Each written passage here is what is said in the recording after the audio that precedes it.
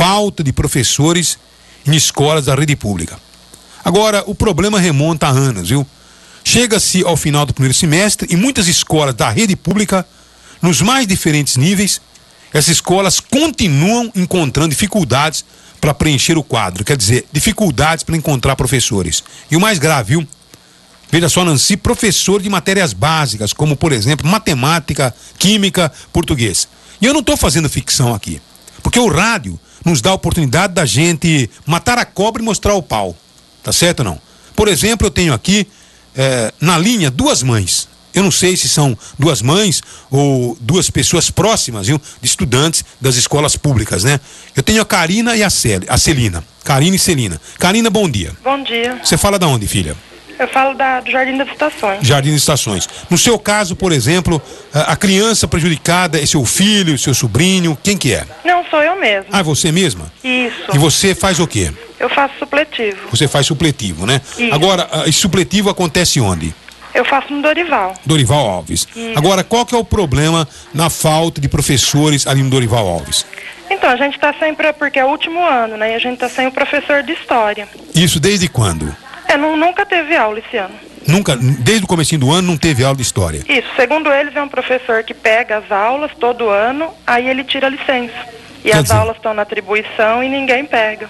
Quer dizer, ele se habilita, ele pega a aula, começa a aula e pede licença. Esse é um grande anticidadão. Não está legal, então tem que buscar. Agora, eu não consigo entender, né, Luiz? Por que a legislação oferece essa oportunidade para essas pessoas, né? É que em alguns casos, não sei se é o dele, né? Quando o professor, Fernando pode nos explicar melhor, mas está na coordenação, na direção, né, Fernando? E ele tem as suas aulas, ele tem que ir para a atribuição, pegar as aulas e depois se afastar aí para o seu cargo de coordenação ou direção. Mas já existiu com o problema com esse professor, agora tem o pessoal que organiza, tem que ficar atento a esse problema, né? O grande problema é a falta do professor. Agora, por que já não faz a seleção dizendo tem o titular e o reserva? Por que não faz isso? O problema é que não tem o reserva, Madalena. Você não tem professor para substituir. O banco tá vazio. Tá vazio? Tá certo. Então, tá aí, portanto, o drama da Karina. Deixa eu ouvir a Celina. Celina, bom dia. Bom dia, Madalena. Você fala da onde, Celina? Eu falo, a minha filha estuda no Iolanda Ossa. Eu faço na Filarmonia trabalhando, mas ela estuda no Iolanda. E qual que é o problema que ela enfrenta na escola? Madalena, na escola do Iolanda é o seguinte, tem sempre professores faltando, sempre, mas o mais grave é o da 7ª série, que é a classe da Wendy, ela não tem professor de matemática, e ele faltou assim, o mês inteiro.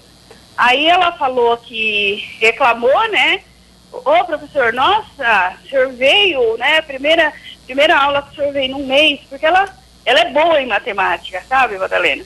Aí ele pegou e falou assim, aí a classe toda começou a zoar ela porque ela reclamou. Aí ele falou assim, ela tem que reclamar mesmo, porque eu tenho que vir trabalhar. Só que eu tive alguns problemas. Então, fica assim, Madalena, o mês inteiro, aí eles puseram esse sábado para repor aula, e aí eles botaram ela no reforço de matemática. Se não tem professor para dar aula normal, vai vir no reforço. Você tá entendendo? Então ela fica assim. Aí eu falo assim, quantas aulas teve? Que eu vou pegar o caderno. Eu tenho 3 filhos nessa escola. Essa aula eu fiquei de janela, essa aula eu fiquei de janela, essa aula eu fiquei de janela. É assim. Não tem o que fazer. E o que está acontecendo hoje é que o papai e a mamãe vai fazendo um pouco mais de economia, né? Tá certo? Deixa a vez de comprar o remédio que precisa na farmácia, até um remédio preventivo. Deixa, às vezes, de ter uma alimentação mais saudável, mais sadia, para poder pagar uma escola particular para o filho. Isso não pode acontecer cada vez mais. Isso está sendo necessário. É isso aí. Porque imagine se eu tivesse uma filha numa escola pública, um filho numa escola pública, aí você vê janela na aula de matemática, janela na aula de química, janela na aula de física, janela na aula de português. E assim vai. Como é que essa criança vai sair da escola preparada para enfrentar a barra futura? Não vai sair preparada para nada, Madalena. Como é o que tem acontecido, e esse reflexo a gente já observa nas gerações que estão procurando mercado de trabalho, Madalena. Então, viu, Nancy? Tá chegando o momento, Fernanda, que você precisa, quando começa a aula, Tá certo não? Então, rezar, pedir a Deus, falar assim, olha, tomara que na escola que as minhas filhas estudam, que meus filhos estudam, tomara que os professores tenham bastante saúde, que ninguém fique doente, tá certo ou não? Que não haja em nenhum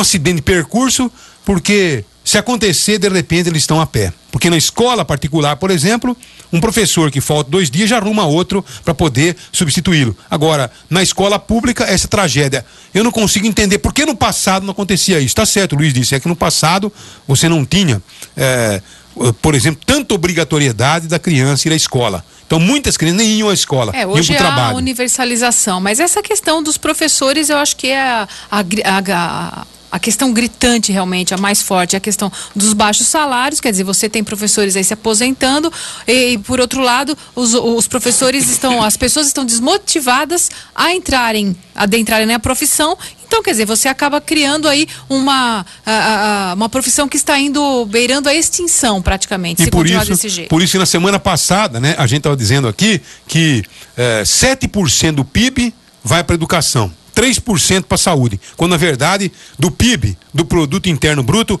40% deveria ir para educação e saúde, 20% para saúde, 20% para educação, e não essa miséria que nós temos hoje do dinheiro do PIB para educação. Enquanto não tivermos o dinheiro para pagar um salário razoável ao professor, com certeza nós não vamos ter aí pessoas interessadas em ser professores, porque se você chegar hoje numa sala de aula, tá certo, e perguntar para os alunos, aqueles mais atuantes, aqueles mais presentes, você pergunta, quem daqui quer ser professor? Todos os menininhos levantam a mão, os menininhos e as menininhas. Só que no decorrer do período, eles vão percebendo que é um grande engodo, que realmente o professor é totalmente desmotivado a trabalhar, a realmente produzir. Então isso que acontece.